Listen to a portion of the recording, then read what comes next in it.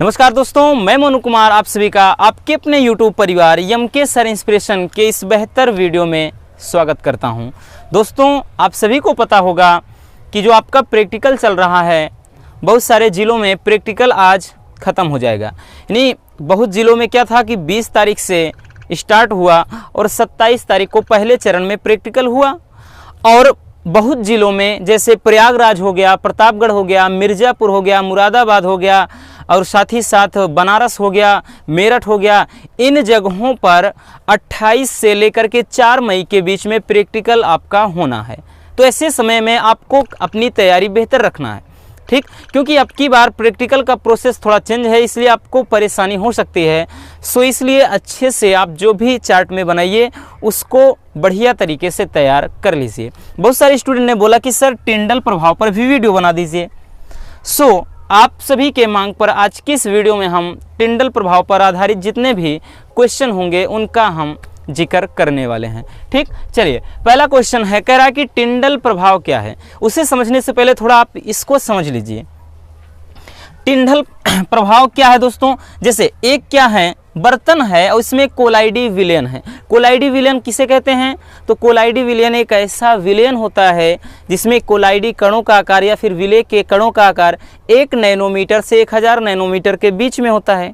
जैसे क्या होता है, गोंद का विलयन हो गया, जिलेटिन का विलयन, एल्बुमिन का विलयन, ठीक है ना, शहद का विलयन, ये सभी में आएंगे किसमें, कोलाइडी विलयन में। ठीक, तो दोस्तों ये कोलाइडी विलयन है और इसे किसी अंधेरे कमरे में रख करके यहाँ से आप चाहे टॉर्च के माध्यम से या किसी अन्य प्रकाश स्रोत के माध्यम से इस पर प्रकाश डालिए। जब हम इस पर प्रकाश डालते हैं इस विलयन पे, तो इस विलयन में एक शंकु जैसी आकृति बनती है। ये क्या है, टिंडल शंकु, एक शंकु जैसी आकृति बनती है। और ये कैसे पता चलता है, जब इसके लंबवत आप देखेंगे, ठीक है ना, लंबवत आप देखेंगे तो यहाँ से एक शंकु जैसी आकृति बनती है।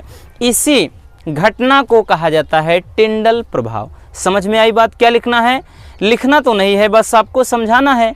टिंडल प्रभाव क्या है कि जब किसी अंधेरे कमरे में कोलाइडी विलयन को रखकर उस पर प्रकाश डाला जाता है,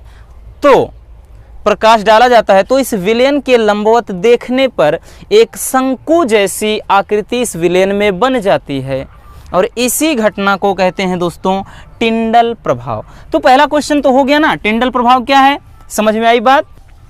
चलिए नेक्स्ट क्वेश्चन है कि कोलाइडी विलयन क्या होता है। अभी हमने बताया कोलाइडी विलयन एक ऐसा विलयन होता है जिसमें कोलाइडी कणों का जो आकार होता है दोस्तों वो एक नैनोमीटर या 10 एंगस्ट्रॉम बोल सकते हैं, 1 नैनोमीटर से 1000 नैनोमीटर के बीच में होता है।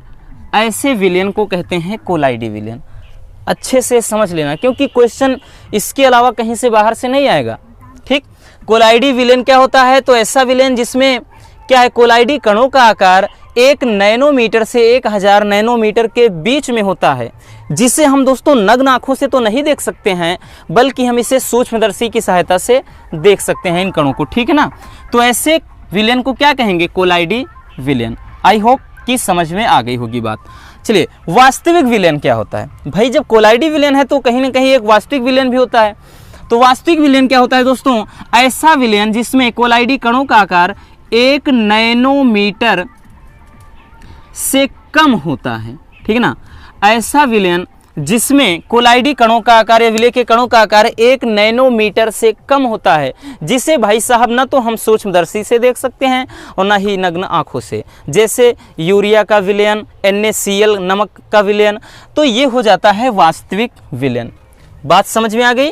कोलाइडी विलयन में क्या होता है, जिसमें क्या होता है, कणों का आकार जो होता है दोस्तों, कोलाइडी कणों का आकार 1 नैनोमीटर से 1000 नैनोमीटर के बीच में होता है, तो उसे कहेंगे कोलाइडी विलयन। और ऐसा विलयन जिसमें कोलाइडी कणों का आकार 1 नैनोमीटर से भी कम होता है, उसे कहेंगे वास्तविक विलयन। ठीक, टिंडल प्रभाव की घटना, अगला क्वेश्चन है, टिंडल प्रभाव की घटना किस प्रकार के विलयन में होती है।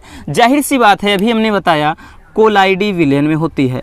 अब बात यह भी पूछा जा सकता है कि कोलाइडी विलयन में ही क्यों होती है, क्यों वास्तविक विलयन में नहीं होती है।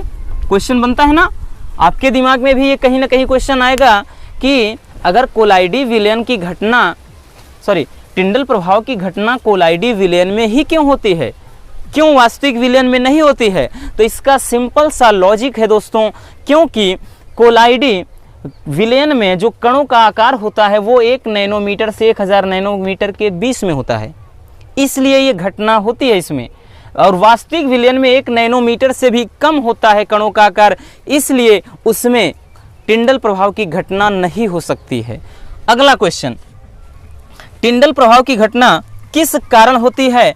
तो इसमें जो भी अभी वही बताया ना, क्योंकि जितने छोटे कण होंगे प्रकाश का वर्ण विक्षेपण यानी प्रकाश का विक्षेपण कम होगा, और जितने बड़े कण होंगे कोलाइडी कण उतना ही अधिक प्रकाश का विक्षेपण होगा।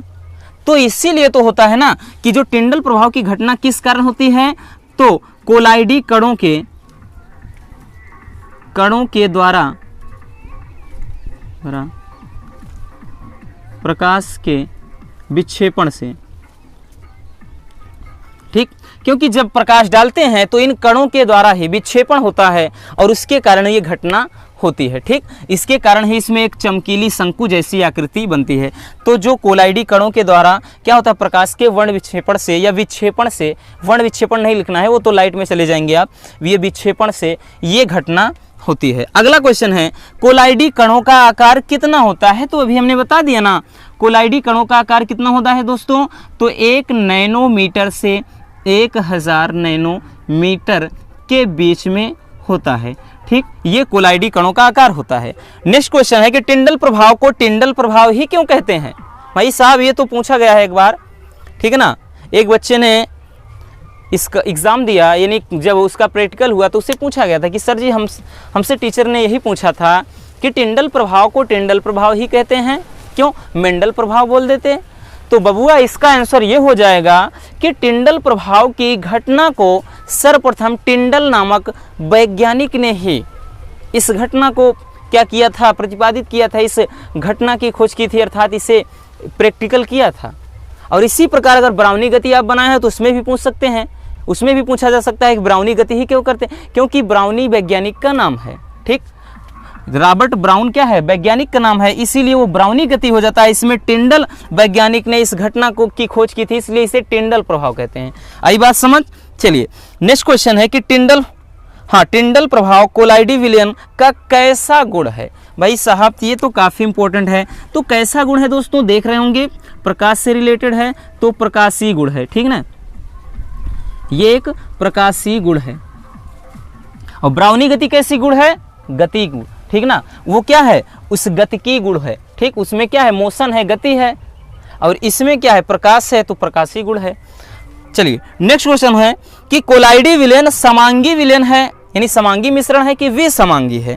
तो आई बात समझ में, इसमें क्या लिखना है, विसमांगी है कि समांगी है? तो दोस्तों ध्यान देना, ये क्या है, विसमांगी है, ठीक ना। कोलाइडी विलयन समांगी नहीं है, विसमांगी मिश्रण होता है। आई बात समझ में?